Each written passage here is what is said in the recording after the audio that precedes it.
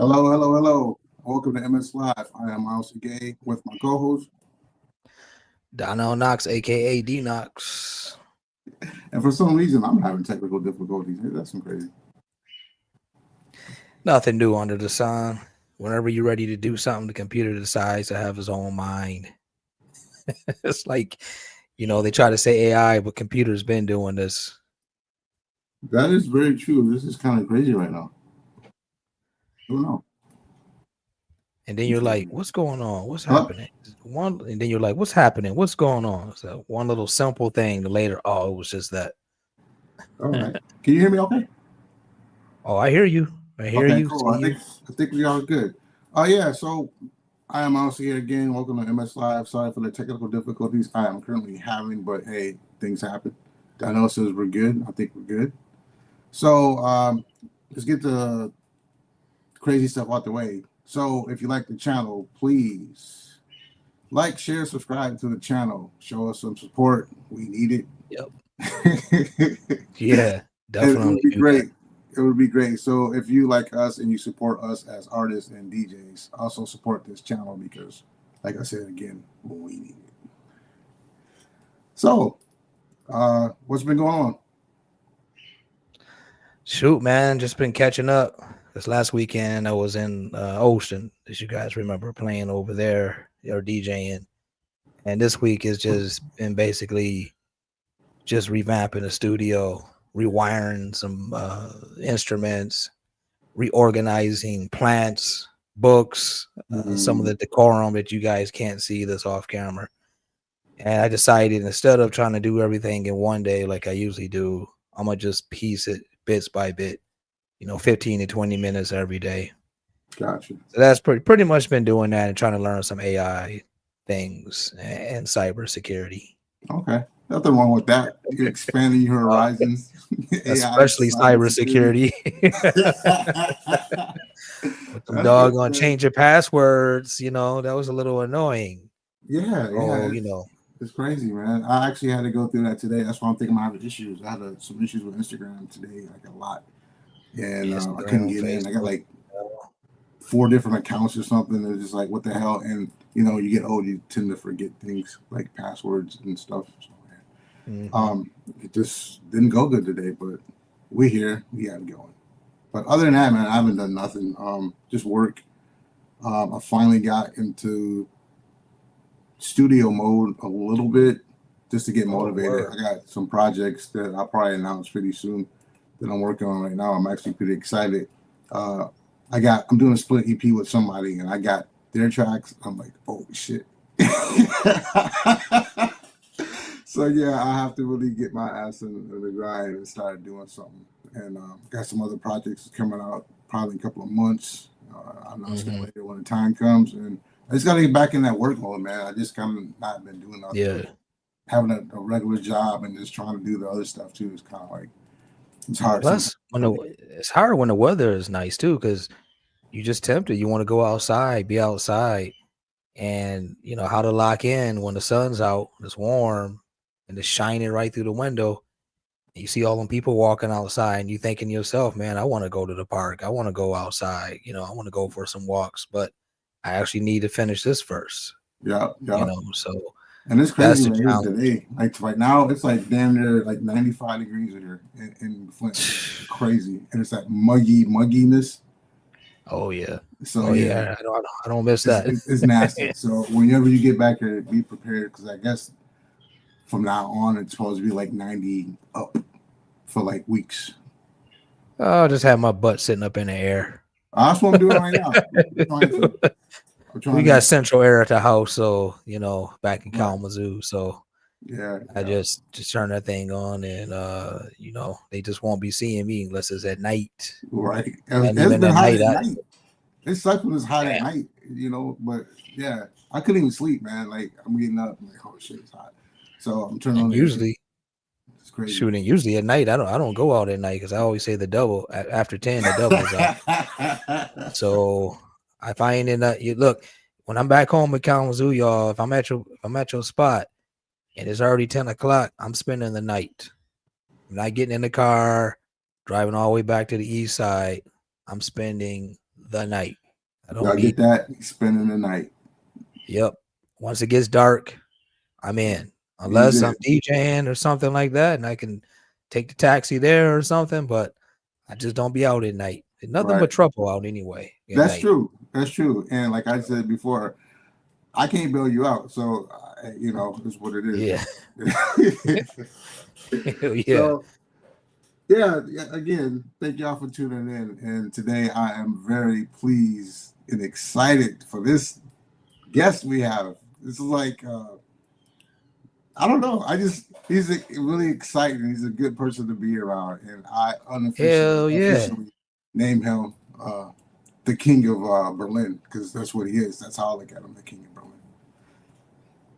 Yeah, this my man, y'all. That's my man. It's my brother. See? It's my brother. Brother from another mother right here. That being said, ladies and gentlemen, please welcome to the stage Mr. Tim Xavier. Hello. I'm just sitting here listening to you guys go on and on about AI and the temperature, and I got so much to say. Yeah, I know. King of Berlin. That's it.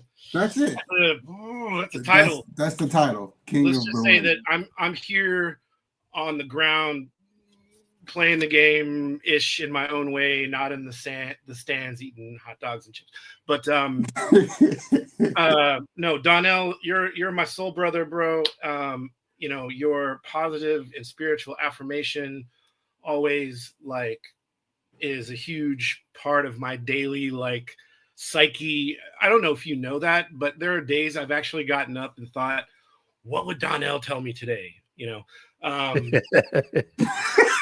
course, Myles, we barely know each other, but I just remember seeing you pop up. I know you've been around for a while. You have history, but you started popping up, and I was like, oh shit, he's doing stuff. And now I'm sort of at the crux of not reinventing a career, but I'm getting back into production and having a normal kind of production schedule outside of my mastering world, which I'm sure we'll talk about. And I just you popped into my head one day, and I was like, I should inquire to Myles for a remix, which is that old formula. Right. But I remember what you said. I knew better than to hit you up and be like, hey man, can I get a remix? And I approached you with what is your remix fee?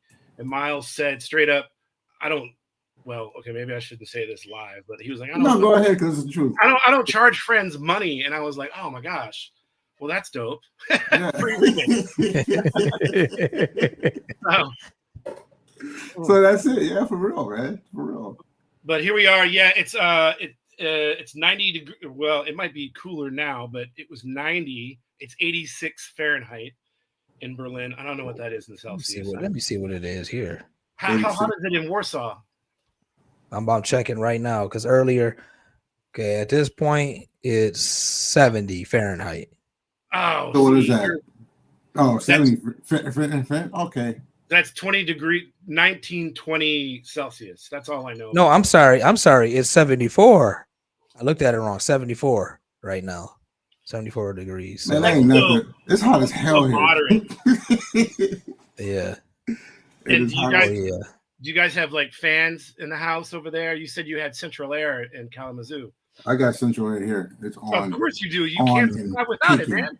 And kicking. And I have a little fan right here too. No, here in Warsaw, I got a. Mm-hmm. Yeah, you good. I got an air conditioner. I have one of those I don't know, made the oscillating tower fans. Okay. Has metal alloy fins, and it actually makes the air feel cooler than it should be.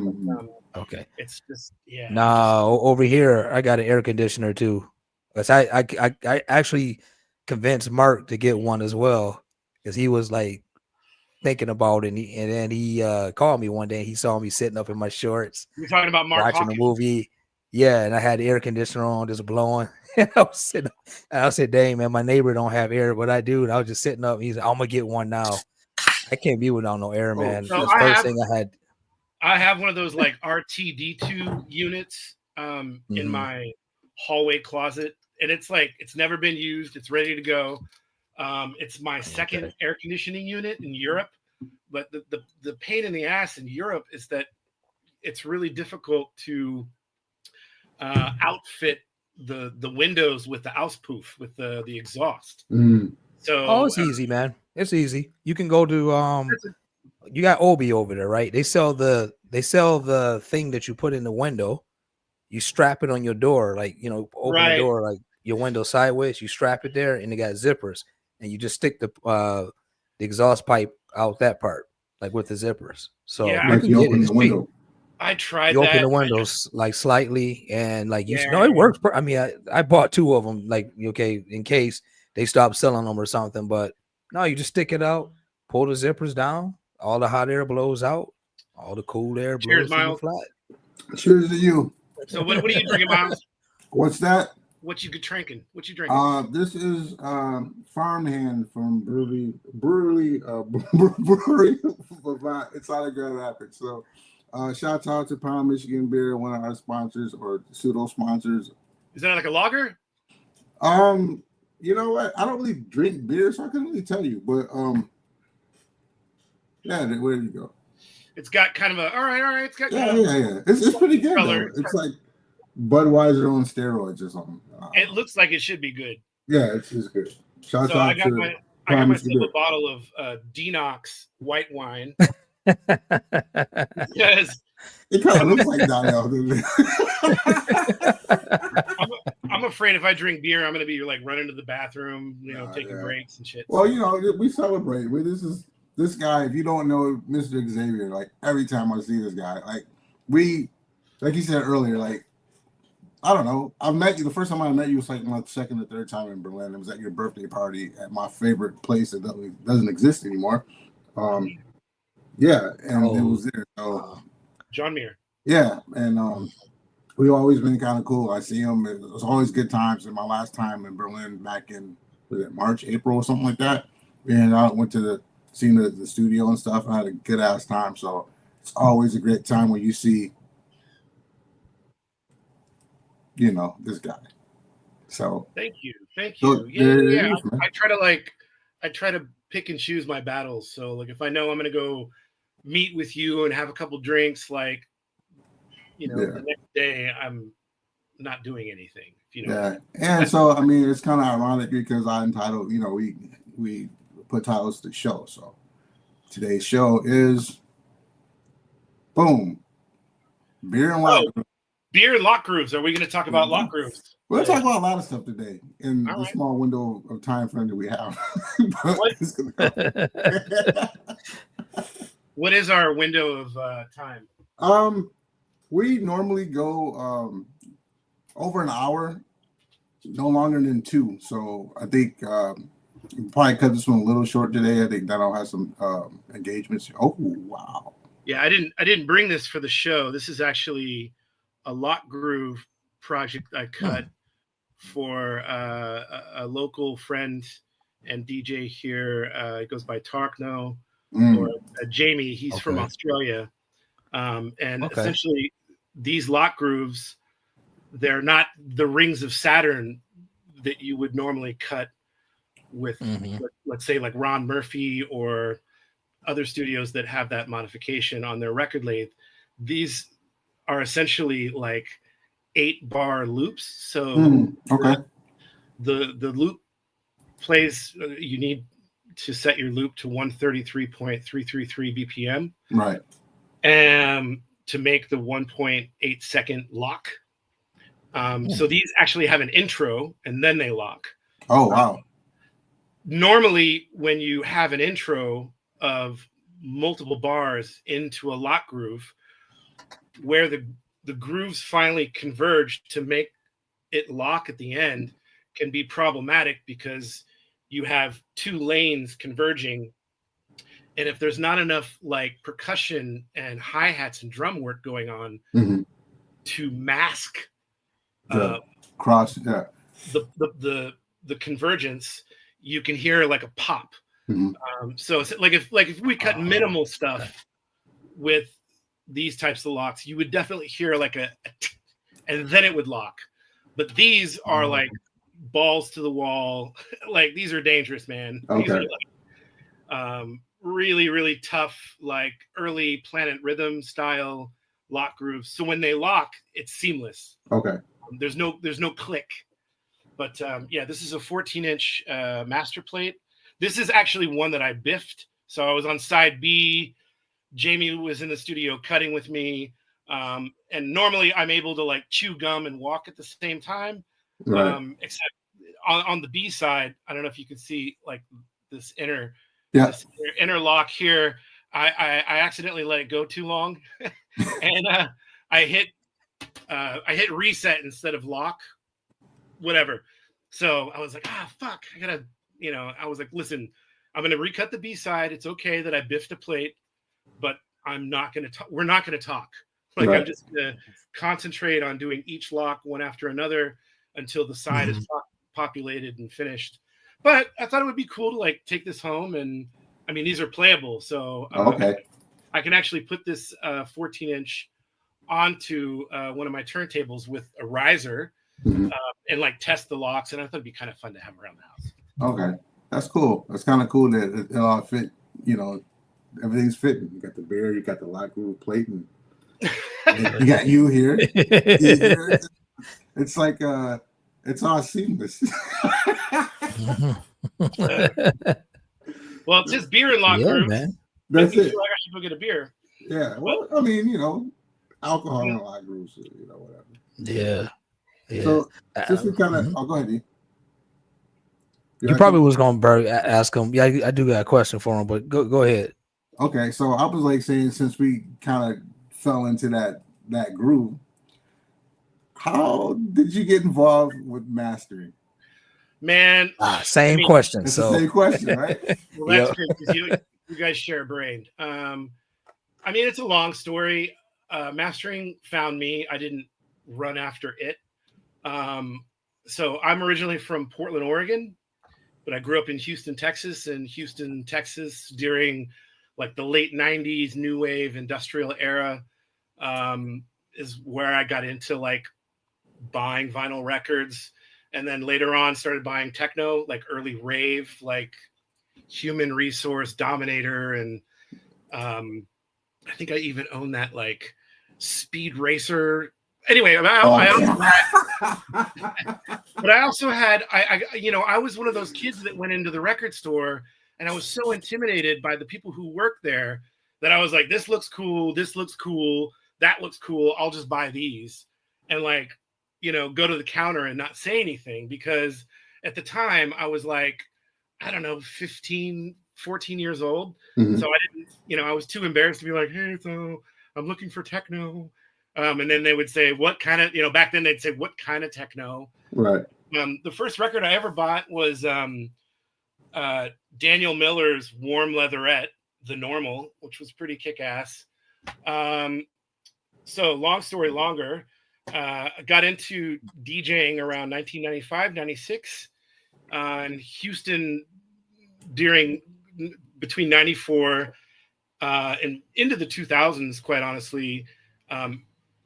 Was kind of the heyday of the rave scene. We had mega raves, 2,000 people plus, massive sound systems. And I just went right after those kids who were putting on those shows and was like, hey, I want to be part of this. I'm also DJing. But eventually I worked at a couple different record stores in Houston, which was good training, because I learned how to order and buy music from Watts and Nemesis in New York for the shop under the supervision of my old boss, Chris Anderson, who I still talk with. Anyway, but, living in Houston, we had a community of people and a dope record store with like loads of imports.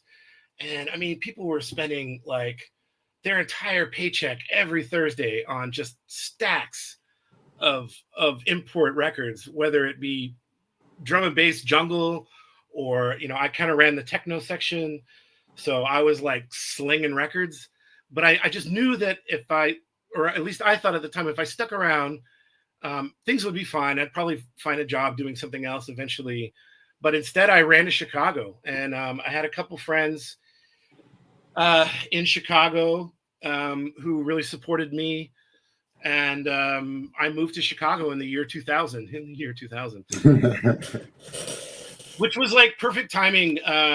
But I had a lot of like bigger brothers, mentors and people. I'm not going to name drop, but there's a lot of like seasoned old school cats in Chicago who were helpful, whether they realize it or not, in forming this mushy little opinion of how things should sound and dynamics. And, back then we were all obsessed with cuts and masters that were coming out of the Exchange in London. And then later on, Laurie, who had this label Pounding Grooves, he went solo and bought himself a Neumann cutting system, cutting under the name Curve Pusher. And we just loved those cuts. And I mean, after 9/11 in Chicago, gigs dried up. The whole dynamic of things changed after 9/11. I don't know what your experience was, but essentially I had to get a job. So I landed a job working at Metro Smart Bar, Metro and Smart Bar. So I would work a rock show upstairs, and then I would go work the DJ booth, checking wristbands at Smart Bar, circa 2002, I think. And sorry, this is a long-winded thing, but it is interesting, and I like telling the story. There were days when, like, it was snowed in. Motherfuckers were snowed in, but the shows had to go on, and I had to walk. I had to walk in the snow from where I lived in Bucktown to Metro to go to work. And I just had these like visions. I'd have my headphones on and my little Walkman CD player, playing whatever new track I was working on.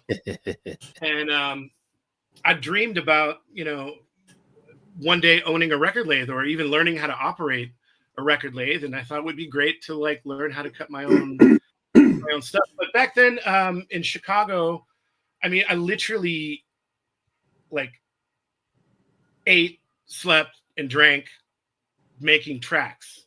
I mean, it didn't matter whether it was house or techno or whatever. I was just making at least a track a day. It was my goal.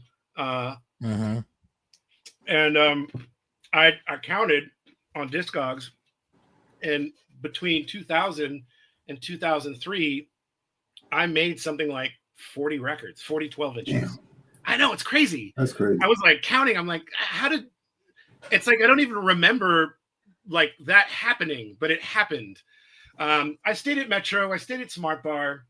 I remember writing emails to different cutting and mastering studios in Europe that, of course, I would never hear back from.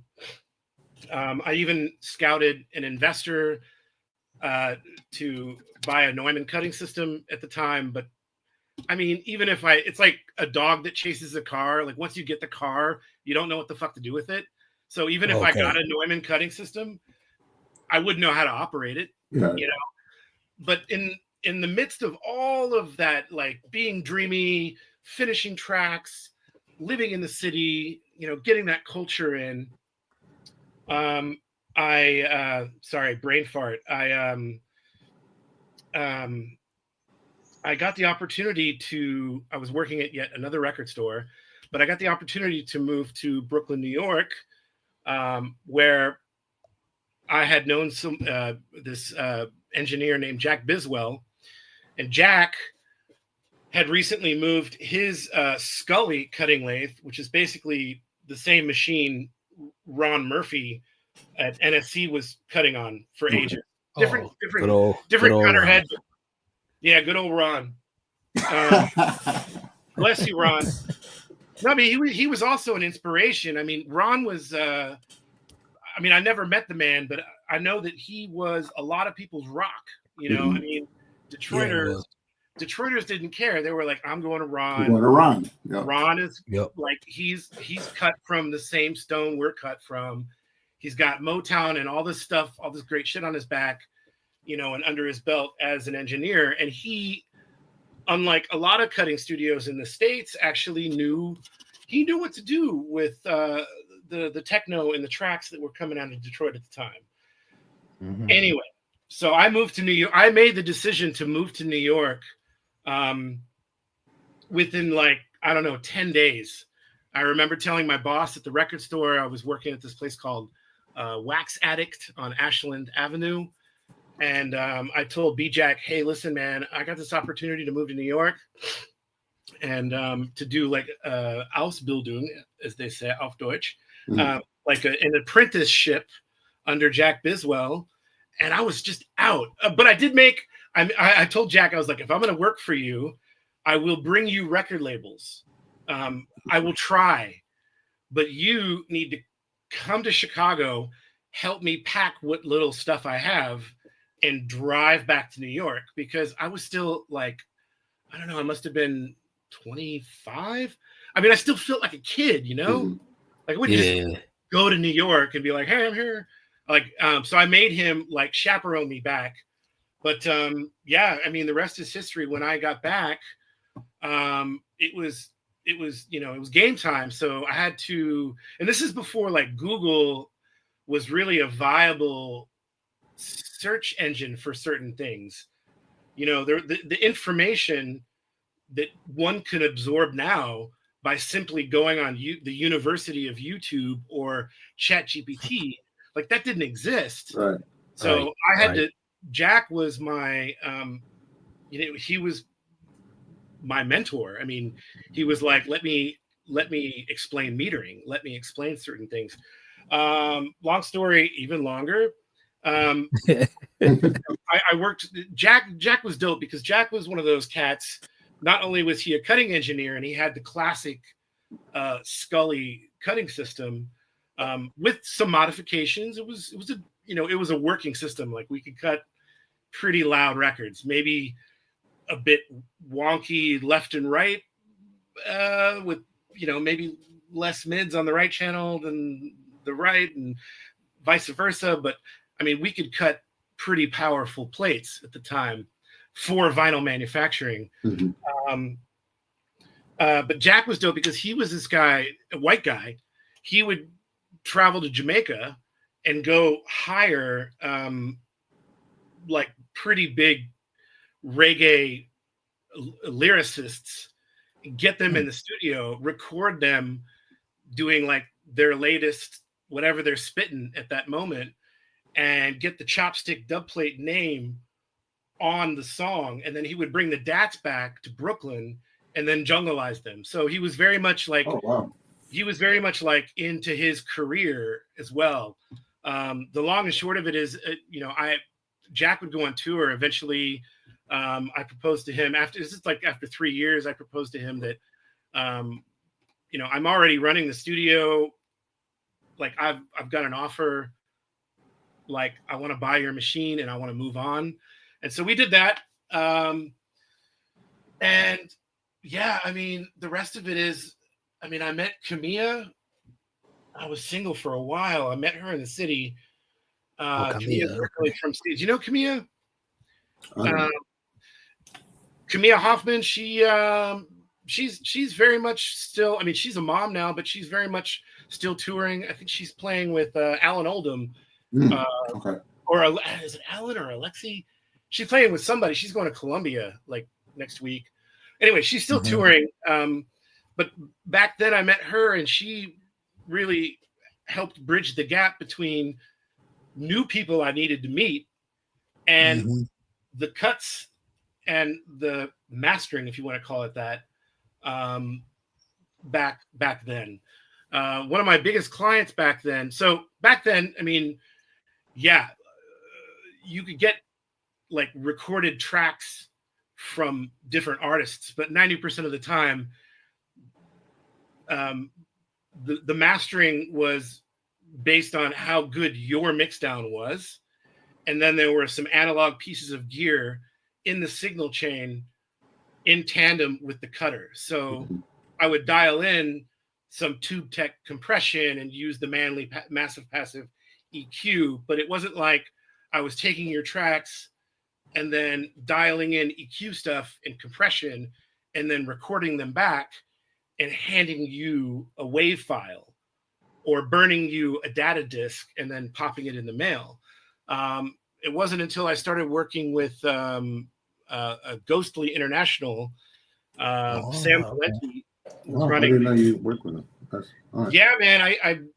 Sam Valenti, man, what year is this? 2005? I mean, he came around the studio and I was just like, you know, Mom always said, if you want something, just tell him what you want. And I was like, hey, I want to work for you. And he was like, all right, well, let's do some cuts. And that was that. But he was the first, because Ghostly and Spectral were like big outfits. Yep. And he was working with Dabri with the hip hop stuff and James Cotton and Audion and, you know, the list goes on. But I remember the day he was like, hey, so can you like digitally get the files loud and like EQ them the same way you're EQing them for the records, and we'll pay you for the digital files? And I was like, bing. But I remember when that was like the crossroads, like that happened. And that was circa 2005 is when people, because back then it's like, it sounds corny and I'm talking a little bit of shit, but people who had digital only labels back then, you're like, yeah, we're, you know, cool. But if you were doing vinyl and digital, you had the ultimate combo. Right. Just like today, except back then it wasn't a requirement for you to like divvy up mastered files. I mean, there was mastering going on in the industry, in the world. I mean, you know, anything from fucking Slick Rick to Alicia Keys. Slick Rick. Those are, I'm gonna bust that out tonight. I'm gonna rip the discs. I mean, there's mastering going on back then, but you have to understand, I'm like in this underground chopstick dub plate studio, so it's like this whole other world where we're basically a cutting studio. I'm transferring music onto disc, A and B side, then the discs ship out to the pressing plant of your choice, and then are like there's a galvanics metal process, and essentially that's how babies are made, you know. Right. But sorry for the long-winded like story, but I kind of feel like it needs to be told. No, it needs to be told. I think more people know you know your background and actually the process of everything that happened. So yeah. But I had to educate myself, and I had to like get into the audio world and really understand bit depth and resolution and different file types, et cetera, et cetera. Eventually, Camille and I, we moved to Berlin in 2007. And I mean, when we first started coming here, I used the record lathe and that business as the reason why, or the catalyst to allow me to move to Germany with a special skill set.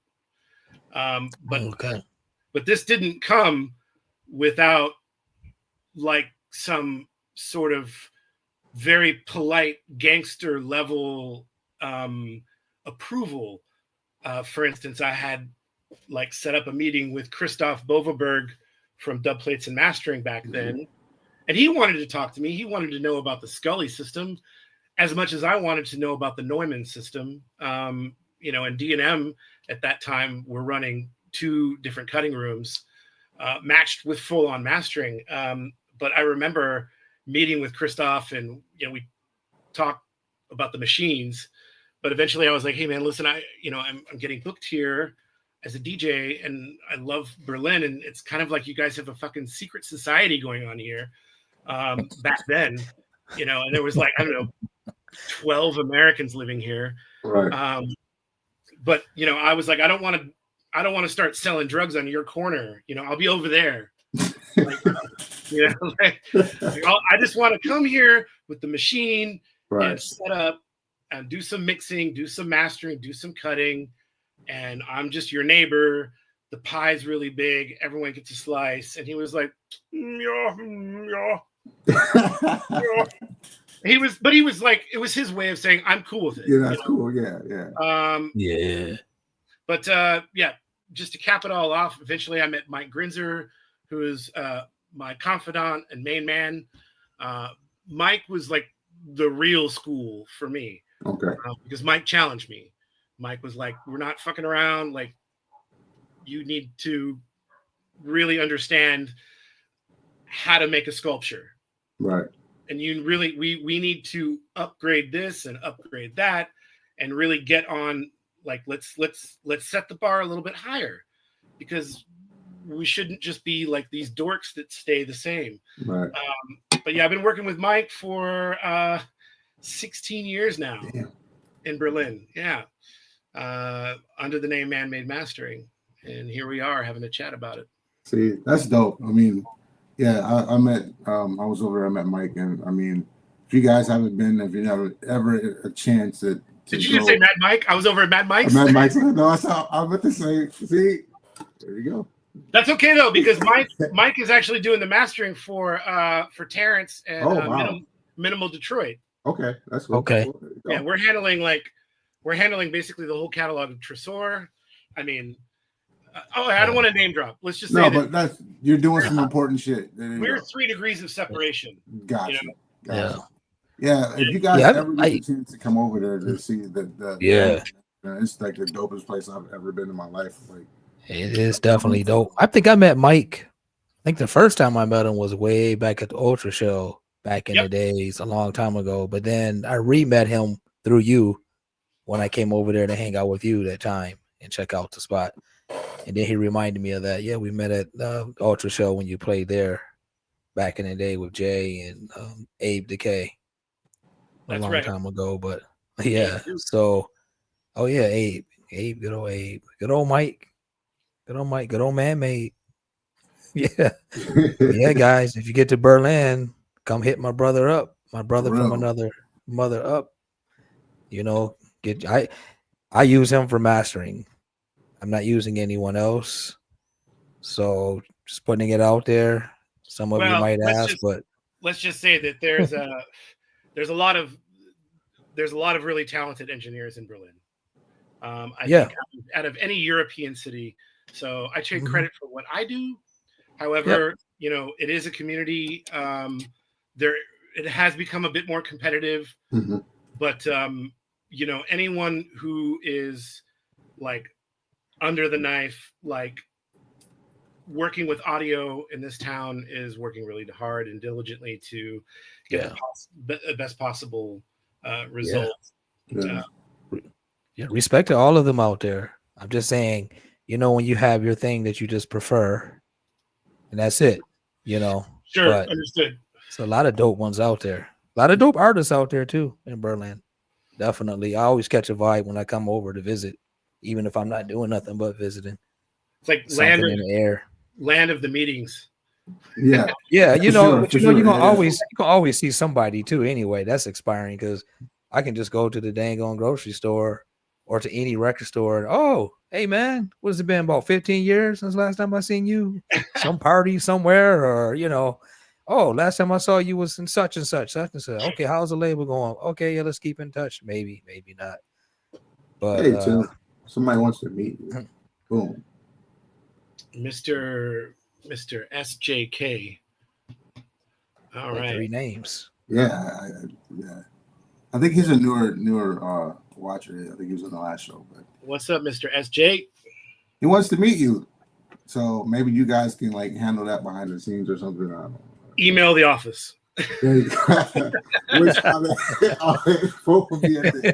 mean, that's how we do it, because it's, you know, it's Monday through Friday, 10 to 6. So, you know, if someone wants to inquire, there's a layer of, you know, I'm always open to chat with people about audio, or maybe a project that they're doing, or a label that they're starting, or even the thing that they're already involved in, or whatever. But we have to keep everything in order. Yeah. So since we were talking about that, so throughout your journey become the mastering guru. What was what was your biggest obstacle and your biggest challenge in trying to learn and to get to the point where you are right now? I mean, there's so many different obstacles. I think, over the decades, there's a learning curve to working with audio in general, whether it's mixing or mastering. And I've listened to masters that I've done, let's say like in 2014, that are still great. They function properly on the digital platform or records or whatever, but there's so much that I've learned in just the past, I'd say 8 years. Okay. In the audio world.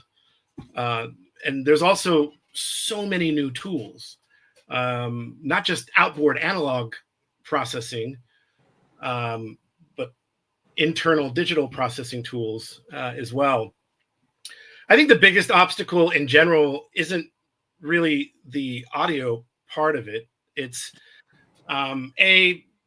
being a support to your clients to help them get their mixes where they need to be before mastering, A, and B, you have a lot of newer artists who are super talented that want like ultra compressed files, which I feel is kind of unnecessary. We usually keep our file ballistics at like -10, -9 LUFS. And then if the client wants the files louder, then we'll do like a revision. But I think the loudness war is still very much in play. Okay. And some clients, you have to convince them like, hey, we should preserve the dynamics of how your file operates in the digital realm. Because 5 years from now, you're going to hate these masters. And they're sounding too blocky and too bricky. We need to keep it like clean and smooth. I mean, literally on a DJ mixer, like a nominal file at -10 LUFS and a -7 file is literally that on the gain on a DJ mixer. So I'd say like the biggest obstacle is, just being a support to artists and labels and people.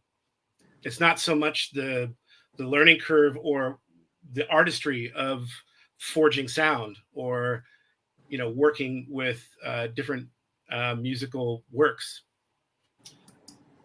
Gotcha. I hope that's a good answer. No, it's a great answer because I just, because I'm sure that, like, to be honest, like, you mastered my track.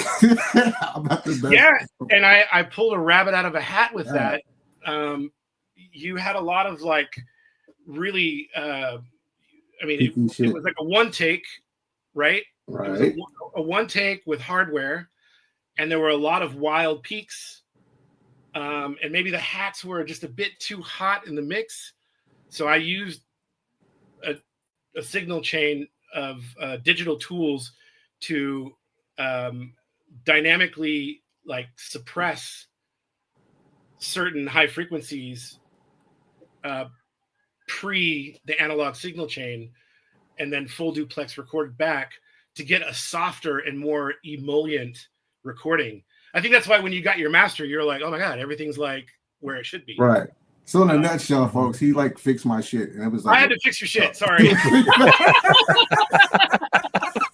I had to fix it. Like for real, he did. You were like, I was like, can I get the stems? And you're like, there's no stems. I was like, oh, fix my shit. Shouts out to my guy.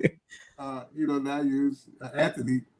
You and Anthony, I mean, for real, if I don't know if I want to have you guys doing stuff, I mean, I don't know what the hell I would do because I'm not that stuff. I'm not good at. I know what I can make, but hey, at the end of the day, you know what you hear, and that's the most important thing. But that's what I hear, and my ears could be fucked up. So I mean, I know Donnell lives in Warsaw. I live in Berlin, but you, my friend, you live in Kalamazoo, and it's like you have a car, which is basically a studio on wheels. I mean, think about it. I don't know if you have a stock system, or you're bumping fucking Kenwood or whatever, but you got a studio on wheels. So if you listen to your blend in your car where the air can move between your ears and the speakers, and you like the way everything sits, then I can work with that. All right. That's what's up. But there are a lot of labels out there that are just like, hey, look, I want the best possible audio and balance between, like soft round bass, but not too boomy. But I want like defined highs, but not too sharp in the ear. And I'm not so concerned with super compressed files in the end. And that's just a dream. That's a dream scenario, because you really get to sculpt their tunes and have a kind of level of zen with that work. You get your little coffee and you're at the console and you're just absorbing the project. Yeah. Yeah, exactly. Fix the shit. Just, that's the thing. We can just play and he'll come behind and just fix it. Just fix it. Yeah. Well, I mean, a good test is that if you mix down your own tunes and you bounce them with a little bit of headroom, you can play them out via Tractor or Rekordbox CDJ, and you don't have to compress the shit out of them. You can play them out and just kick up the gain and see how they work against other tracks that are quote unquote mastered. Right. And that will be the proof in the pudding of whether you should boost your highs, or I don't know, make your track wider, or get the kick, punchier or whatever. So, you can test your tunes before they go to mastering. I think a lot of people do that, and it's smart. Yeah. So I hope y'all listen to this, because he's dropping like mad game and jewels to all y'all up and coming producers. Yep. People who produce for 20 years plus, like me, don't know what I'm doing. But yeah, listen, take this information and run with it, man. For real. So Donnell and I have a project going. Yes, we do. Donnell will come to Berlin. I don't know what we did last time. So Donnell came to Berlin and he stays at my place. And in the evening time, when I'll like do a full day and come home and we'll sketch. So I can't do like a track from beginning to end. I have to sit down and do like 3 sketches with Donnell, and then maybe 2 of them make the cut, maybe even 1 makes the cut. But I think we put together like 6 sketches, and 2 tracks are pretty much done. So the workflow is he chills with me and we sketch, and we come up with like maybe 2 or 3 minutes of the tune. They get self-contained into their own directory, so all this, self-contained sets. And then I have Donnell graciously score them out and arrange them. And then he sends the sets back. And then I kind of clean up the arrangement. Fix the shit. Fix the shit. I don't fix it, but I mean, I'll like, I have the luxury of previewing everything at Manly. Right. So I'm able to like hear whether there's an element that's like kind of too loud or too low or out of place, or sounds too distorted or compressed or whatever. So, and I like to be sort of the one putting the cap on the end of the tune. But the only thing we got to think about, Donnell, is changing some of these titles, but like we'll do that later. So is it like a group name, or is it you two? What's going on here? No, I think we're just gonna go with Tim Xavier and Donnell or D-KNOX, because I recently. Why don't you go like Xavier Knox? Because that sounds kind of dope. It does sound kind of dope. That is dope. And then when you guys do it, I want money from that. You want your 20%. Okay. My 20%. Yeah, damn right. That's a free fucking mastery. No, I mean it's a fair statement. I get it. The reason why I'm not against it, It's just that like if I was gonna get with Donnell to do like we're doing a Xavier and Donnell or Xavier and Knox sound system, like live PA, and we have a longer sort of plan of what we want to do, sure. But in the digital world, when you upload your tunes for release and you set a release date and maybe you do the 2 weeks, you know, on Beatport and all that other stuff, there's multiple databases. I recently did a project with Deep Child, also known as Rick Bull. He lived here. He's from Australia, but he does the same thing Donnell does. He comes and he stays with me. He chills. He runs around the city. And then at night, we work on tunes. And we just released like an 8-track project. And I made the executive decision of just making it Tim Xavier and Deep Child because our names are connected to this digital database. And I want the exposure. I want people to connect with that because we were going to go with Xavier and Bull, which is also kind of cheeky and whatever. I want people to be able to identify like, oh, okay, this came from these cats, etc., etc. It makes sense. I mean, the last time I had an alias was with Tony Rohr. Do you know the name Tony Rohr? I've heard of it. Yep. Tony Rohr's originally from Brooklyn. I mean, he's originally from Illinois, actually, but we were in the minimal MNML heyday. We were neighbors in Brooklyn, and same thing. He would. I just didn't have a day job, but he would come over and we would make tunes. And like his whole thing was that we drink coffee until the sun starts to go down after we've made some stuff, and then we have a beer. So you're not like drinking and producing, which is a horrible combination anyway. So we dubbed ourselves the Afternoon Coffee Boys. In the heyday of the minimal era, it was a fun project. We played live. I think we were like one of the first acts where we had 2 laptops over. It's not like a VLAN cable. It's more of like a I forget. It's been so long. We had our laptops connected, right? And Ableton would sync. So one person's the master, one person is follows. Yeah, and back then we did that. I mean, we did a couple live sets where he would literally have to it would lose sync, and we had some gear, but it was mostly like the 2 laptops and parts. But he would literally have to double tap the space bar to start and stop, so my shit would resync. Wow. Oh, okay. That's crazy. Yeah. So now I'm about to put you on the spot now. No. All right. How's it working with Tim? Be honest.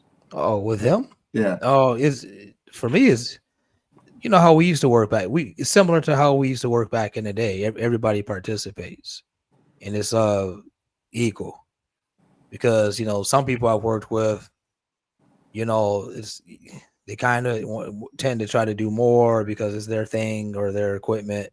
Right. Or it's like if I'm doing something with somebody, it's gotta be 50-50. I gotta be involved, like touching stuff. So I would say Tim's not afraid to let me touch his computer or touch his gear. I can do it like as if I was here and in my studio, as if if someone came over here, the same thing. Go ahead, touch everything, because it don't make sense for you just to sit there and then tell me what to do or what you're looking to have or how to sound. But it's the whole thing is great, man, because I take the quick train down to Berlin. Like he said, we link up.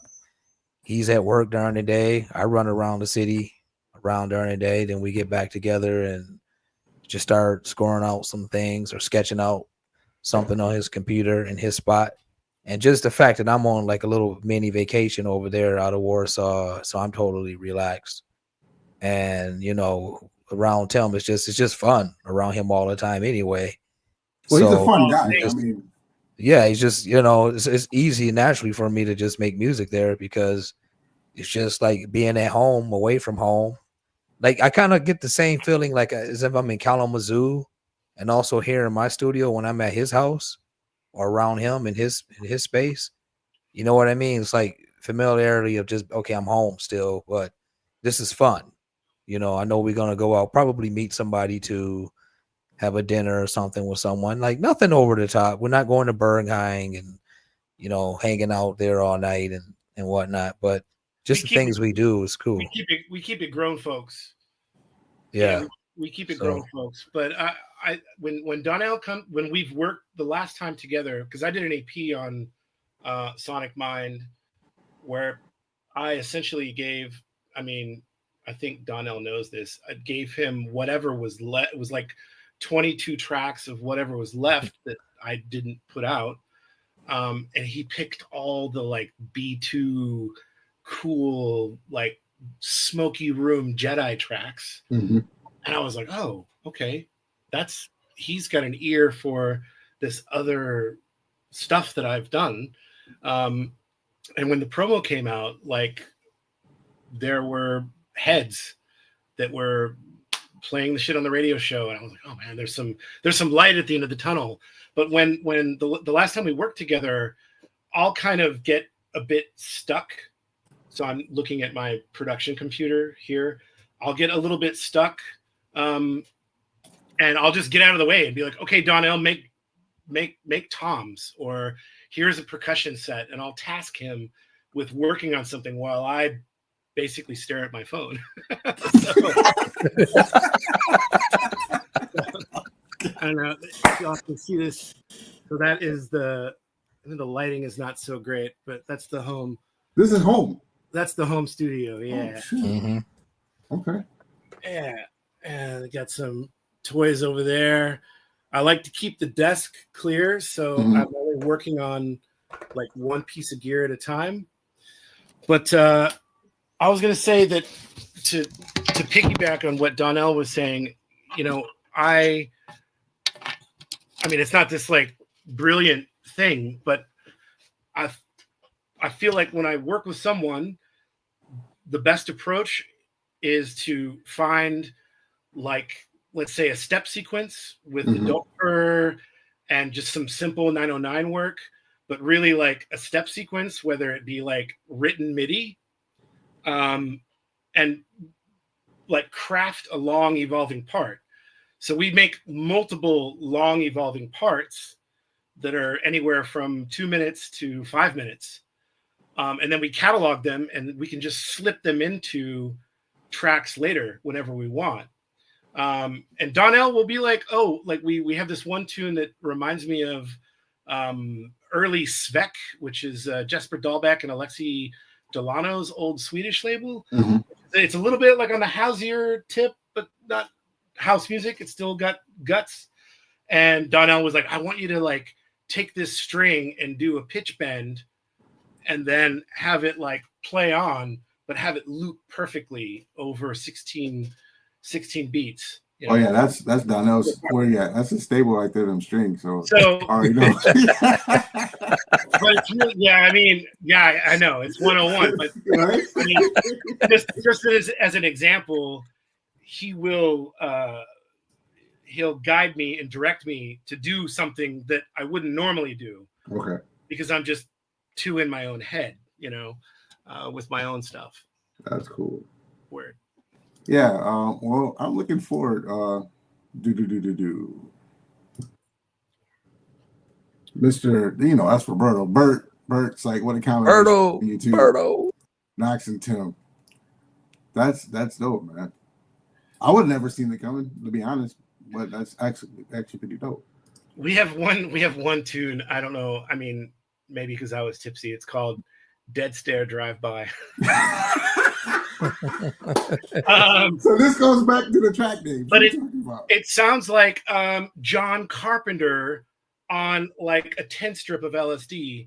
So we just had the Doppler step sequencer hooked up, and I accidentally flipped, like, I don't know if I flipped the shuffle or like one of the jumps or mutes, but it just clicked into like 3/4 hemiola mode, but on top of like traditional 909 like techno drums. Right.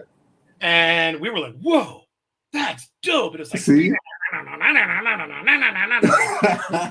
it's like 1, 2, 3, 1, 2, 3, 1, 2, 3, 1, 2, 3. And Donnell was like, no, don't touch anything. Don't. I was like, okay, I won't, because I'm like trying to fix it. I'm trying to make it 4/4. Right. No, leave it, mute the drums and like play that and do your reverb and delay and tips. Right. So that's Dead Stare Drive-By, but he was able to come in on the sequence with some like how do you describe it? Like pure FM, like bare bones synthesis, like synth notes on the same time signature that give it this like kind of DJ Rush, like kind of wonky vibe. And then the drums are just like the anchor that hold the track. It's like the glue that holds the track together. So I'm really excited about that one. It's just that it's one of those where if you clip out, like if you're like, oh, the track's too long, and you clip out 2 beats or you gotta 4 beats, then it doesn't connect properly. Right. So you gotta sit there and like count and then edit and then like play that shit over and over again until the 3/4 connects. I just seen some funny shit right here. This is going to Donnell. Check this out. Since you just happened to mention like LSD, right? Yeah, he's totally sober. That's no. I thought D-KNOX was D-KNOX, and I was like, wait a minute, this isn't the dude I did drugs with.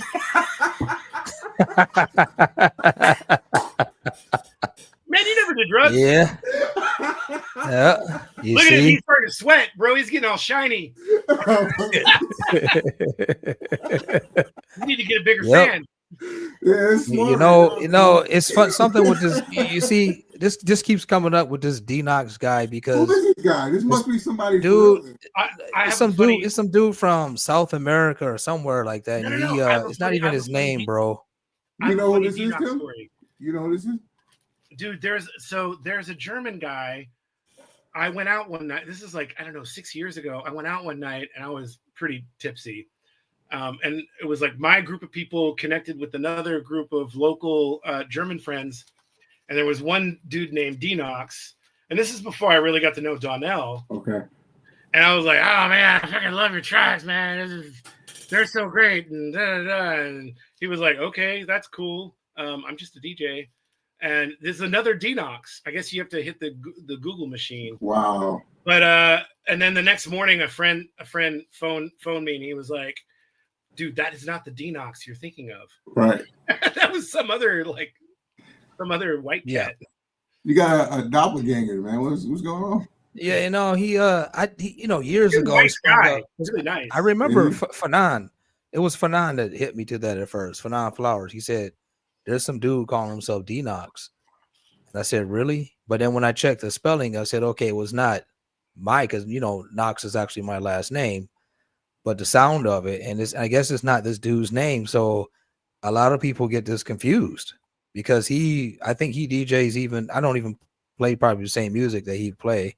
I've never met the guy personally, but I have seen online. And even I remember Seth Troxler, when I did a record for him, he said, you sure you want to use the D-KNOX name? Because, there's another D-KNOX name out there. And I said, no, of course I want to use my name, but I don't know why this guy calls himself that. But maybe it's just whatever. He just came up with it. I can't knock him.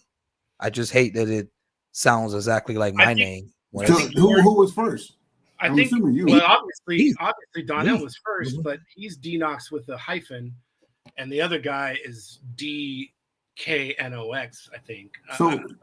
But that's a good thing since Tim said that. So, because I've seen your name like 8 different ways. So, is it hyphen or no hyphen? Just to get that. No, it's D-KNOX. That's D for D-KNOX. Okay. But it's like this Donnell Knox I'm using when I make house music. Okay. So I just use my full name, but when I'm doing techno, is the D-KNOX name. So D-KNOX. And then when I'm doing remixes or let's just say group projects, sometimes I'm using Spirit Man and Last Generation or Groove Man. But yes, it's D-KNOX, K-N-O-X. So sometimes they just get it wrong. Like the promoters, I send them all the information. They leave out the dash. And sometimes if I tell them my full name for house, they leave off an L or leave off an N, you know. And after a while, I'll just get tired of correcting people. But yeah, I do hate the fact that the guy's name has to sound similar to mine, you know, even though his is D-N-O-X or something like that. So it's even a different spelling. Gotcha. We don't look the same, but you know, I could see where people could get confused if they're into his style of music, and then they're thinking, oh, okay, it's him, and then oh no, it's a different guy. So I even saw like horror, yeah, because that's why I came to visit you last time, Tim, because I was playing at horror, and horror they made this little clip of the set, and I was reading through the comments one day, and somebody exactly wrote that in there. Oh, what inspired you to call yourself D-KNOX? Did you, because of this guy had, you know, D-KNOX, and that's why you decided? And I had to go in there and correct it. Like, no, actually, I was first, you know, and I'm D-KNOX, and then I don't know where he came with his name, but I'm D-KNOX from Kalamazoo. And then they just, oh, okay, it was like corrected this way. But I can see the confusion. But yeah, it does kind of suck in a way. But then sometimes maybe it could be helping me. I don't know, some kind of way. I don't think somebody confuse you with a dude they did drugs with. Yeah, this guy. Yeah, hey, I don't do drugs. So, I'm pretty sure he did drugs with the other cat, because I know Donnell. Yeah, you do. Like we'll sit here and work on music, and I'll be like, "Oh man, is it cool if I smoke a cigarette?" And he's like, "It's your house." Yeah, exactly. And, smoke if you want. There's a Tim Xavier. There's probably multiple Tim Xaviers out there now, but like 10 years ago, there was a Tim Xavier that contacted me from like Idaho. And he was like, okay. And he was really nice, but he was also a little feisty. He was like, I keep getting booking requests for you. And I said, well, can you forward them to me? Right. And he was like, can you stop being so famous or whatever? You know, because he was like, people are getting you confused. I was like, man, you just got to like roll with it. You got to like go to that high school reunion and be like, I'm Tim Xavier. Exactly. I invented the fucking sticky note or whatever. See, there you go. See, I want to hit you up, though. I'll be like, yo, I can do this, but I want to cut. I want to cut, man. So it's messed up because, you know, I'm looking now. He's saying that with the dash name. I'm fucked up because I got to go back and change a whole bunch of shit because I don't have the dash in there. And the reason, sorry to cut you off. Actually, in like the iTunes and Spotify database, I had to. It gives you like my online dashboard and console for uploading digital releases. It gives you a kind of dossier or a list of different artists that might have the same Myles Sergé. Right. And I would have to go to Spotify and sort of cross-ref. And basically, I connected you with the Myles Sergé with the hyphen. Great. Because I know it's in there. I think some other people who put your stuff out have attached you to the one without the hyphen. Right. And most people don't even have that or know how to trigger the E with the little accent. Right. Yep. They don't even know how to trigger that on their keyboard or whatever, just like an umlaut in German. There's a lot of I have a lot of, I think it's that way, hyphen, well, no accent, and then the accent going a different way. So it's nuts, but yeah, what can you do? But yeah, I got to go back and fix yours, G, because I don't have that thing in there. I think there's a way to like contact your digital distributor aggregator or the distributor and have them speak to all the aggregators and do it and congeal your name in the database. I mean, that has to be a thing. Yeah. EPM. Well, EPM. Got them too. So.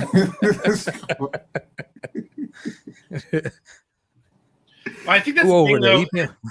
It kind of goes back to another conversation, though, about, you know, naming your tracks. I really find it important that when you're putting out tunes to come up with a unique title. You know, that only relates to you and the title. I have a little secret. I don't chat GPT, but I've got a copy of Dune. And anytime I need a name, I'll just flip through the book of Dune and take one title. And, you know, if I can't think of anything. Right. But, or use a K instead of a C or whatever. That way, when you search Myles Sergé compression, right, you know, it's with a K, for instance, it's something special. Yeah, and it has like a special tag. Right. Yeah. Okay. See, more gems right there, y'all. I hope y'all are getting this because, damn. I mean, you know, coming up with names is a whole different. It's an art in itself. I try not to look around the room, and you know, I try to think about what I'm listening to, and maybe where any of this is coming from. You know, whether it be an influence or, you know, like if I make something that sounds like Tony Child, you know, has like a surgeon-like sequence, I'll call the track Under the Knife. You know, because it describes how I feel about the influence that I'm getting in this particular tune, for instance. Good old Tony. Yeah. Oh, Tony. So, what else? D, you got any questions? I think you wanted to ask something. I think I cut you off. He almost covered. I was, you know, what I was going to ask was like, what did early life look like in Chicago and in New York? Like the day-to-day stuff, not, you know, not like all music, but, you know, right. How was it living there, you know, and during the day-to-day with stuff you were doing, sometimes on the weekends, you know. When I moved to Chicago, to the record stores. Yeah, when I moved to Chicago, I was blessed enough to be able to bunk and room with my good friend Charles Little. And Charles had a production company called Pure, and he was doing events at Crowbar and Red No 5, and different like house and techno nights. So Charles was a really good mentor, but there was a lot of like, I'm going to name names because I love these people: Derek Carter, Dwayne Washington, Diz, my old friend Daniel Thompson. They were like old Dehoda, DJ Heather. Like all these people were just so like kind and nice to me. I remember like the first, not the first day I got to Chicago, but the first night I went out was on Damon, like North Damon in Milwaukee, in Wicker Park. We went, Mad Bar was still open, and Mad Bar kind of had like an industry night on Tuesday evenings. I think it was Tuesday. And who was it? Like Heather or Dehoda, one of those girls came up to me and they gave me a big hug and they said, "Welcome home." And I was like, wow. I mean, I was just a child. I was like 22, but that resonated with me, you know? And then of course, later on, they were like, "Look, dude, you got to get rid of the fat pants. Like they got to go." You know? But I think that was the thing, the juxtaposition or the sort of the evolution from Houston head was great, and like a lot of dear friends and people supporting me there, to sort of assimilating into Chicago culture. It was about the people, but it was also about like, this is our street, or this is our neighborhood. This is what it looks like. This is what it feels like. And so my stomping grounds was Wicker Park, Bucktown. Like I say Wrigleyville only because I worked at Metro and Smart Bar. Southside, that's right, Lester. I never met Lester. Man, I remember when I discovered Lester Fitzpatrick records. I was like, what the fuck? But yeah, another good friend of mine, Gabriel Palomo, was you know, a big influence. We actually did a techno night called 773 Techno, and the plan, or what we wanted to do, was basically have a kind of really DIY techno night with our own sound and, the back of a shitty bar with inexpensive drinks and whatnot. And it was a hit and it was free to get in. Mm-hmm. Our friend Kenny, who worked at Exit, is this like tall black punk rock dude, worked the door for just a couple $100. And we had a lot of fun. But to answer your question, Donnell, I won't lie, dude. Being from Houston is raw dog. I mean, if you're driving down the highway and you take the wrong exit, there's some scary hood parts of Houston. And there's some conditioning there. And it wasn't much different in Chicago. The only difference is that now you're on foot. You're not behind glass and a door with a motor in front of you. Mm-hmm. But I think with the sort of conditioning from Charles and all the other cool cats, they're like, you don't have to be afraid. You just need to be able to like talk to people. And I think that's like something that we've missed in our culture at the end of the day, is that people are so immersed in their like own psychology and opinions about like world events and everything, that we're no longer like just like on the street talking with each other. Charles just got an Emmy. Oh yeah, of course. So Charles Little, old school friend. I mean, he eventually bounced and moved to LA and made a family. And he's been like editing all these all these different shows that we watch. I'm not going to name the one, but let's just say a big show. A big show. A really big show, I'm assuming. It's a big show. Okay. It's a drama. Okay. It has to do with fire. Oh, okay. In Chicago. I don't think it's set in Chicago. Yeah. But yeah, I mean, like, I think Donnell's question is really, because there is it's a really viable question. I mean, Chicago, like living in Chi, like I had to learn, like there are all these pockets, and there's places where you probably shouldn't go after a certain hour, whatnot. Back then you did not walk through Humboldt Park. There were different parts of Western that you avoided or whatever. I mean, Wicker Park was like Disneyland in 2003. Well, not like Disneyland, but it was relatively safe. When I moved to New York, when I moved to Brooklyn, I was, there are these kind of players and people that I fraternized with in Brooklyn that were like, oh, you need to watch yourself and whatnot. Man, when I got to New York, it was like, that was Disneyland. Gotcha. I had already had my training. So training day was over. Right. When I got to New York, it was like everybody was from somewhere else. So we were all like in this weird, like techno AA meeting together. So, when you made friends, you're all just like trying to relate. Yeah, like taking the train in New York is much different from taking the train late at night in Chicago.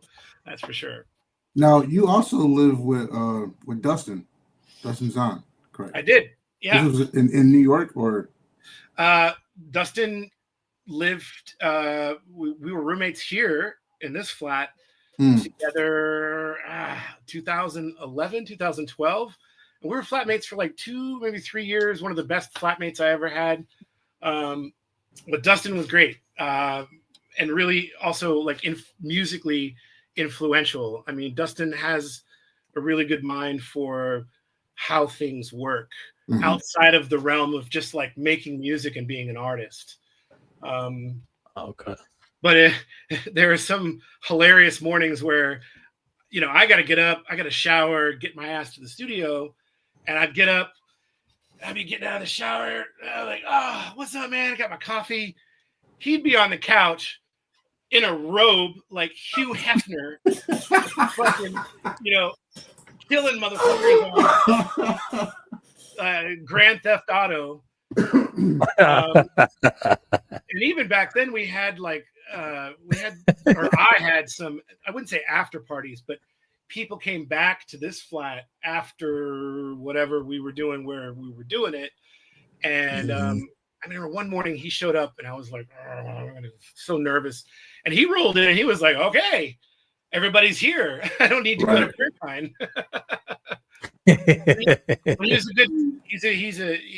He's a saint and a scholar. And yeah, I love Dustin, man. Like, for real. He's just he's just one of the most laid back people that I've ever met. He's laid back, he's like mad cool. You can tell he'll say the funniest shit, man. Yeah, he'll say the funniest shit when you least expect it. Yeah, man. That's cool, man. That's cool. But yeah, I think like in Berlin, my evolutionary timeline is more extensive. So I've had a couple different lives here, whereas Chicago and New York for me were a rite of passage, but also like just blips on the map. And I hold those blips on the map like dear. I mean, there's some, when you're younger, right? When you're like in your 20s or even early 30s, like shit feels longer. And then as we get older, like days turn into weeks and months, and you're like, oh my God, it's 2025. Right. Yeah. Yep. So, those blips felt like longer stints of time versus where I'm at now with this. But my day-to-day here is, mastering studio, keeping everybody happy, having good relationships. And it's kind of childish, but, still trying to be creative and explore audio through production. And I'm just at that point where it's not that I want to stop making techno, but I want to start just making stuff that sounds good to me. And the only anchor that would hold that down is the tempo. So I got to choose the tempo. And I'm really leaning towards this kind of 119 to 123 kind of vibe. I don't know what that's going to turn into yet, but. Gotcha. That's cool, man. What are you working on, Myles? I don't know. Can you talk about it? If you can't talk about it, I guess. I don't know. I got a release that's coming out at some point. I can't. That's all I can say as far as that. On MS. Is this on your label or someone else? On my label. Okay. And then I'm also I'm doing a split EP with Jamie Bismuth. That's dope. Oh, so good old Jamie. Yeah, so that's why it'll be on my label too. That's the person I was talking about where I got the tracks and I'm like, oh shit, I gotta do something. You gotta get on now. Yep. Yeah, so that was like a whole different mind. Oh, okay. So the stuff you're gonna do with Jamie is gonna like supersede what you did with me. Okay. No, it's not that. You're like, oh wow. No, it's different, man. Like I'm a big ass fan of him. I've always me too, man. Space DJs. When he had the ground thing he was doing back in the day and stuff, man. That's my shit. I just found this. This is a fucking gem. Space DJs 10-inch on Infinite. Look how they spelled Infinite. This thing is like jungle atmospherics with like distorted drums. Wow. Masterclass. See, and it's crazy because like we've been talking for a little bit. Like the first time I've ever met when I moved to England, I met him. We played like a day party. It was some guy threw a party who booked me. It was me and it was Detroit Techno Militia and some other people. These people in this downtown somewhere in London in a pub. And it was supposed to be like a 24-hour party that nobody showed up to. So we're all there and we're just. I've done one of those in London. Yeah. So and it was there. It was hot as hell. It was during the summer, and then Jamie walked in. I was like, oh, that's my man. You know what I mean? So we met. He was like, yeah, I got to go on. I'm about to play, mate. I'm like, all right, cool. He played. Everybody's playing techno, right? And he don't remember this exactly, but I remember it because it kind of shook the whole thing. Jamie got on. It shit the whole thing in a good and way. And shifted it all over. Shifted it, yeah. It shifted. It wasn't techno, man. It was like dance hall and dub. Yeah. The promoter guy, it was dope because I was like, wow. And the promoter guy's like, what the hell is he doing? And then he came up and said something to Jake. He was like, yo, bro, I play what I play. And that was it. And he played. It was like the dopest shit ever, right? So from that moment on, we kind of kept in touch every now and then, but I've seen him doing more music because, you know, and I hit him up one day. I'm like, this is dope. And we got to talking and stuff like that. He's like, you don't remember when I first met you? I'm like, yeah, I do. I can tell you exactly when we met. You know what I mean? So we've been he's been sharing music with me back and forth. And I said, hey, man, I would love to do a project. You know what I mean? And I'm thinking I'm going back to like older stuff that he's done. That's like my favorite shit. You know what I mean? And he sent me a whole bunch, like 30 tracks, 40 tracks. Here, pick something. So, right. Wow. Yeah, it's a lot, bro. So I got the split EP with him, and then he also did a release for me that's going to come out on Culver City. Okay. So I have the split EP and a whole EP from him. So, which will come out after I have an EP coming out on Culver City at some point with Chicago Skyway. So that's done, and that's just kind of, you know, getting ready to, you know, get further, but it's done. You know what I mean? So that's basically what I got, man. I'm really working on this project with him, man. And I think at the end of the day, like the thing about Bismeyer and even Ben Long and that whole camp Blueprint, like the tracks have weight, but they're also functional. Like they work. They work. And I know I'm guilty of like producing some stuff where I'm like, I think it sounds great. And then I put it out and it's kind of unplayable in a way. Like you got to work it in at a certain point or whatever. Whereas I'm trying to get back to the artistry of making some functional stuff that has entertainment value, tells a little bit of a story, but it's like you can play it against other tunes and there's not a whole lot of clash. So, but yeah, that's a dope story, man. Yeah. And is that going to come out on Blueprint? No, everything here with me and him. Culver City. Yeah, Culver City, but his whole release, and then the MS thing is I basically use MS for me. If I do a project with somebody, it'll come out on MS, but it's still me. But if I have other people, just full EPs and stuff, it's going on Culver City. So cool. Yeah. So I got a question for you before we wrap it up. So when did you guys decide to do this MS podcast? Like, and how many? Like, how deep are we? What number are we on? We are currently number 11. Okay, so dude, my birthday is 11/11/77. See, there you go. 11/11/77. There you go. So, it came about, man. I was trying to do this thing for a couple of years now. I just, you know, you get an idea like, hey, I'm gonna do something. I'm gonna do this MS Live thing. I was just thinking something, and then seeing a couple other things going around, I'm like, you know what? Like, I'm heavily into like more of a hip hop type stuff, like Joe Budden and different things. And I see what they do, man. I'm like, watch it. Like, I can kind of do that, and nobody's really doing it. I don't think. I mean, you had your beer and techno thing that was happening during COVID and stuff like that, but I haven't seen like kind of what we do. Like my whole thing is like I like to talk to people. I want to interview friends and maybe people I don't know, but I don't want it so formal. You know what I mean? This episode is like loose as hell, but we're having fun, and at the same time, people get to see things, learn things about different artists, things they don't even know about, but it's fun and engaging, you know what I'm saying?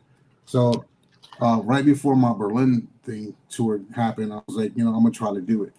And I did it. At first it was just friends, just to see what the hell was gonna happen. And then I got some better equipment and just got kind of used to things. And then I had Donnell. He was like him and a couple other people were the first guests, and the D was like, "Yo, when you doing another one?" I'm like, "I don't know." He's like, "Well, you do another one, man. Put me on. I want to do this." And we just happened that way, man. And I'm glad that he did join. You know what I mean? Because now it's like there's a lot of people that he know that I don't know, and vice versa. So, and I think, you know, like my history with Donnell, I've been friends with Donnell since I was like kind of like in high school. He's a little bit older than me, but I basically, if it wasn't for him, I wouldn't be making music, to be honest. A little bit older. A little bit older. But if it wasn't for him, I would be making music. That's fact. So it's kind of like, you know, doing that with somebody that has influenced me, you know, in that way. It's like, what else? I'd rather do it with a friend, you know what I'm saying? So, and it's natural, and we've got the natural chemistry and shit, and everything just flows. It's not nothing awkward. And oh man, it's funny. It was like during the week, during the week, because my head is usually like super busy, like writing emails and finishing projects and whatnot, and then I'll take a brain break and communicate with friends and people. I said something to Donnell. I asked Donnell, I said, because you were like 2 p.m. Eastern time, and I remember from living in Chicago versus Detroit, it's like 1 hour difference. Yeah. So I asked Donnell, I was like, "Hey, I'm on Myles Sergé's show, and what's Eastern? What time is it here?" And he's like, "Dude, that's my show with Myles. Like I'm. That's you didn't know? He didn't know. Oh wow! Like I was asking him the dumbest question on earth, which is, how do I calculate time zones? Right. And he's like, "It's at 8 p.m. I know for a fact it's my show too." And I was like, "Oh, yeah." So we're all on the show together." Yeah. Now my nerves just went. Yeah, exactly. Mm-hmm. I mean, you know, I'm not going to drill you with some crazy questions if he wasn't here. I'm just like, wow, what the hell? But, no, I asked you what the questions were going to be, because Mike and I, Grinzer, me and Mike Grinzer, we did like an electronic beats interview. Yeah, I think I've seen that. Which is you can search on YouTube, Man-Made Mastering, and I think it's the first thing that pops up, electronic beats. And the day before, I completely forgot that we were doing this, A, and B, I thought that they were going to come in and just kind of film the architecture of the studio and like maybe talk with us for a hot second and then poof out.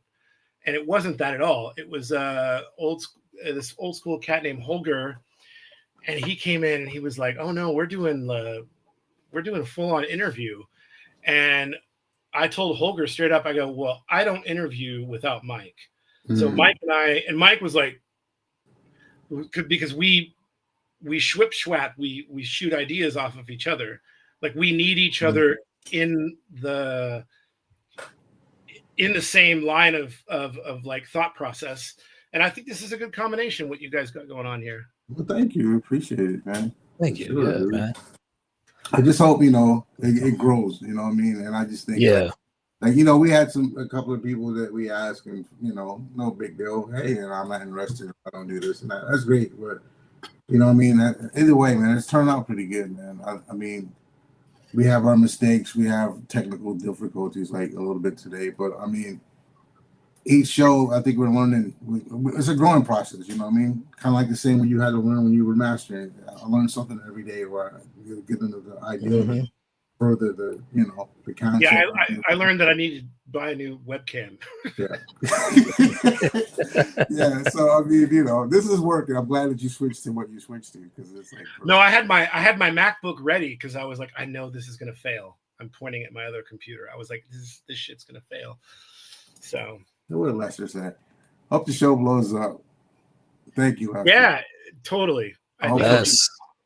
And King Les. I think you just got Lester Fitzpatrick for a future show. Actually, he's on. Yeah. We asked him and Roman. We thought it'd be good. We'd have him and Roman. Nice. Your, yeah. Roman's dope. At the same Roman's time, got those ATCs, man. Roman's got that. Yeah. I follow, man. I gotta get back to Chicago and like see what's going on. Because are you coming back here anytime soon? Because you don't really come back, right?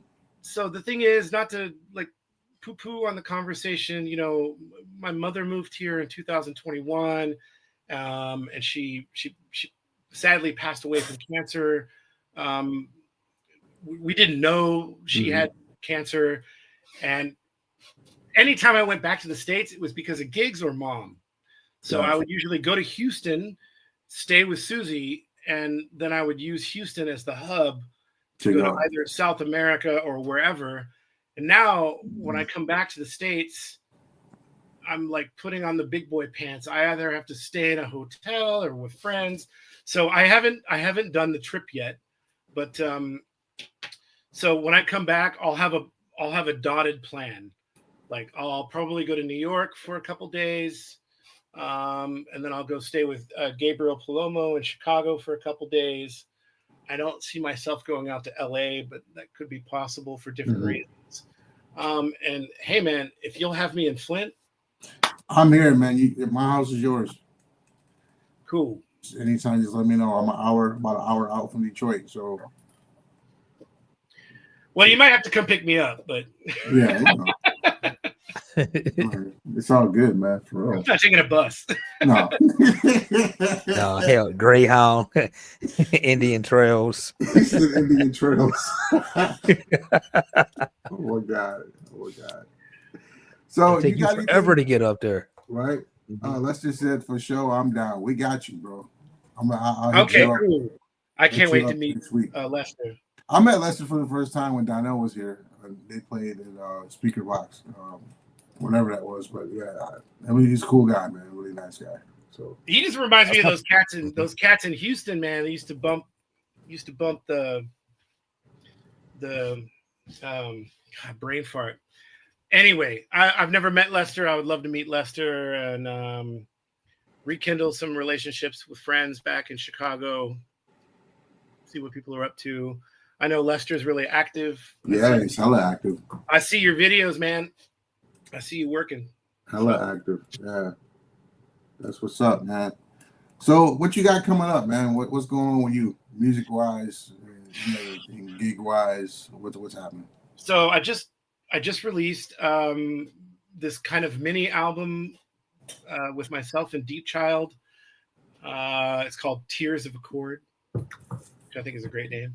And yeah, these are sketches that we did, and we ping-pong them back and forth the same way I'm working with Donnell. Otherwise, I have like a gaggle of tracks.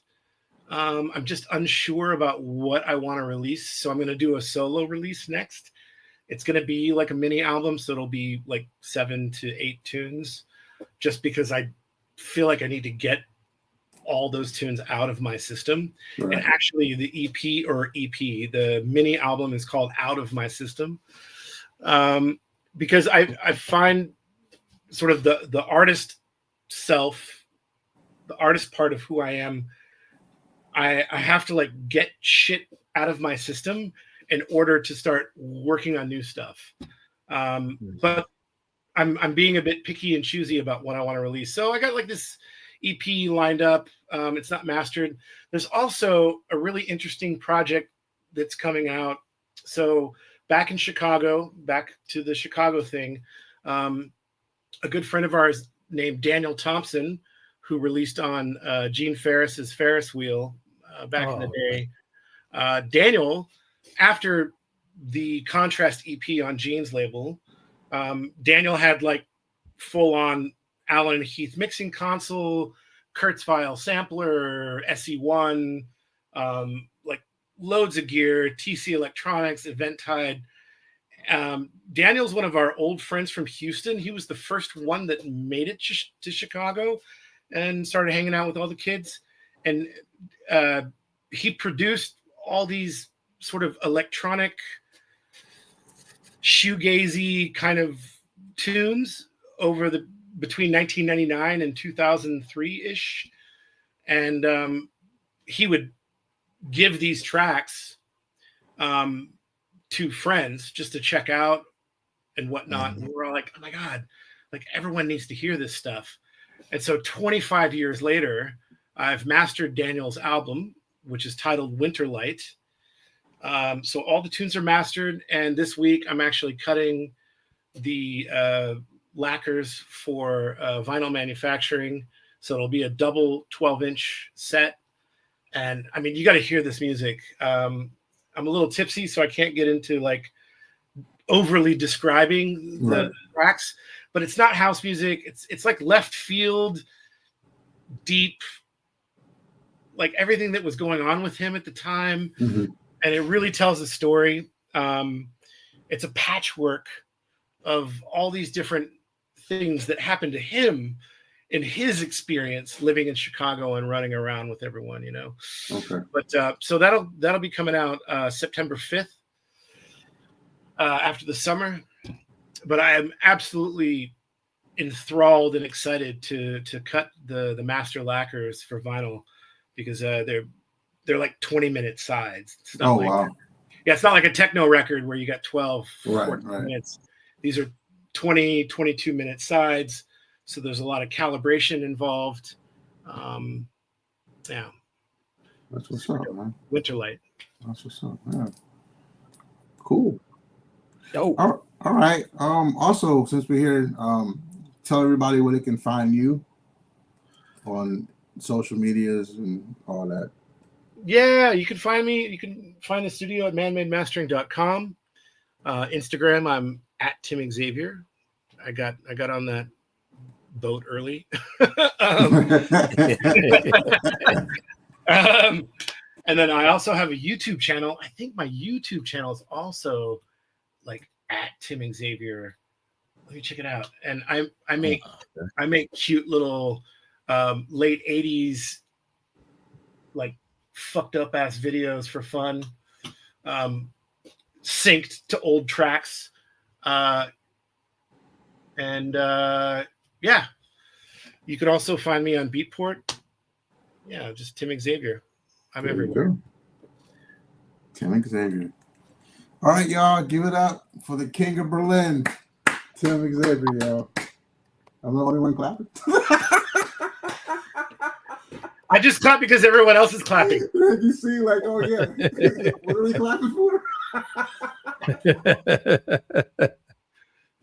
I'll be here all week. That's right. All week, y'all. All week. Pictures outside. We got this.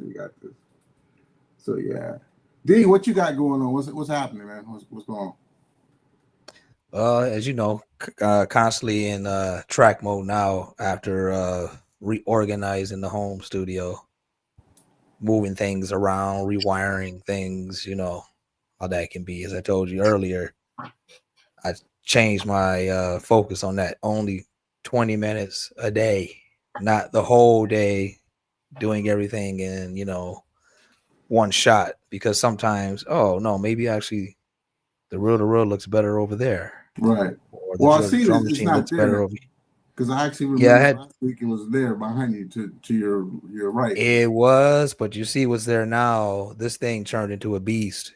This thing was on the windowsill because I like to have a lot of in here with all these electronics.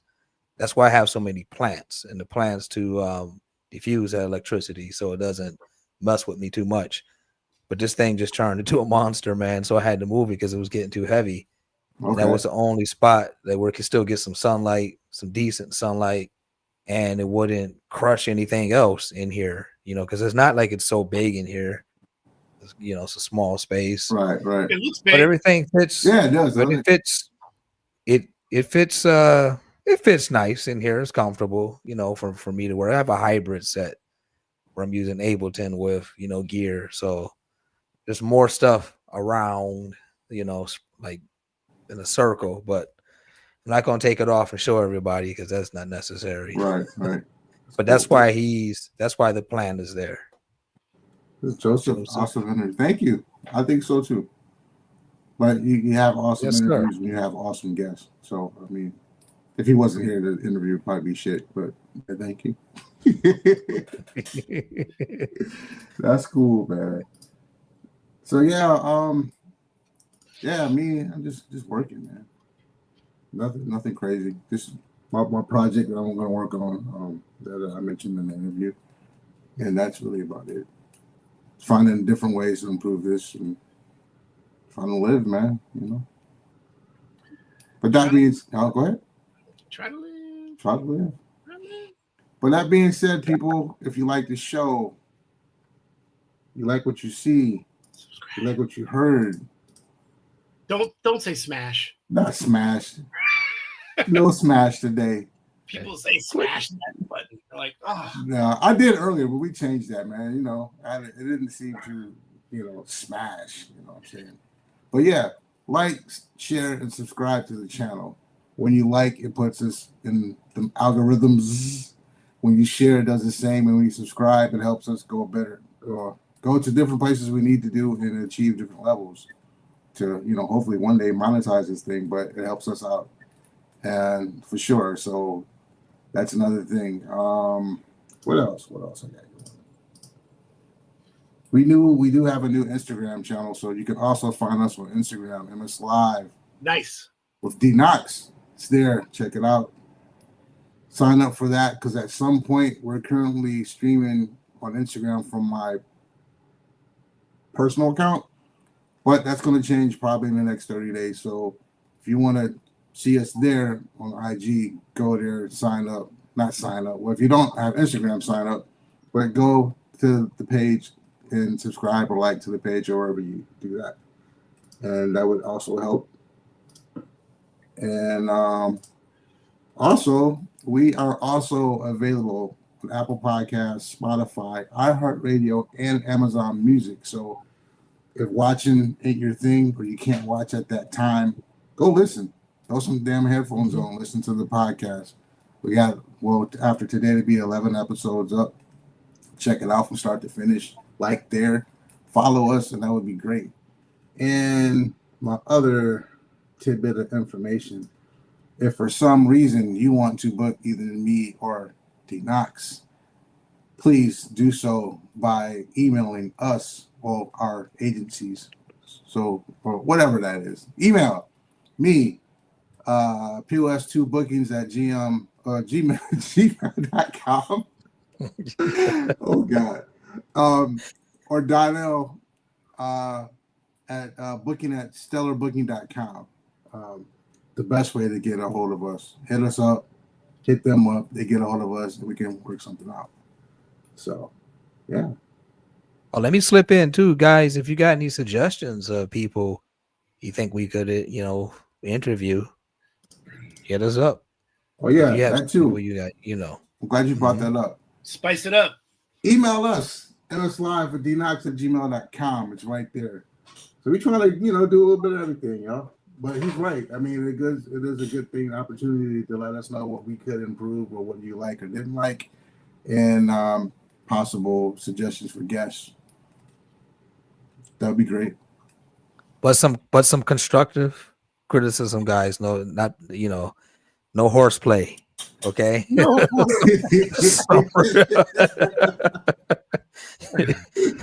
malarkey. Okay, just some real points. Not just some some unnecessary. Do this or that. Some real stuff. Hit us up. We're also I might experiment. I know I'm not ready to do this yet because I don't know how it's going to work out, but we also might turn this into like a call-in show. I do have the capabilities, and I'm thinking about maybe opening up for one episode just to see how it works, but I don't know. We'll see. Let's brainstorm afterwards. Yeah, that would be.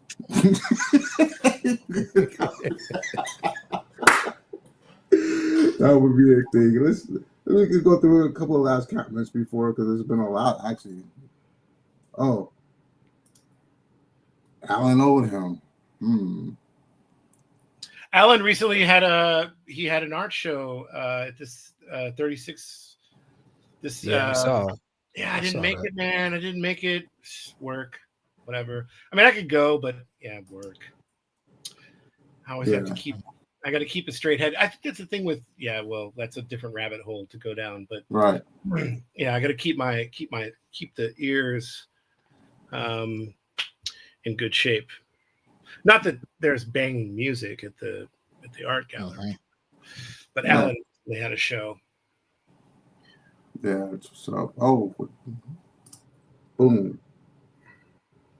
It was really nice to hear how Tim grew up in this scene. Yeah. Thank you. I like that too. All right, people. Until next week. Show next week, same time, same place, same station, and all that. But thank you for tuning in to the show. We greatly appreciate everybody for taking the time out their busy schedules and day or whatever you're doing to check us out.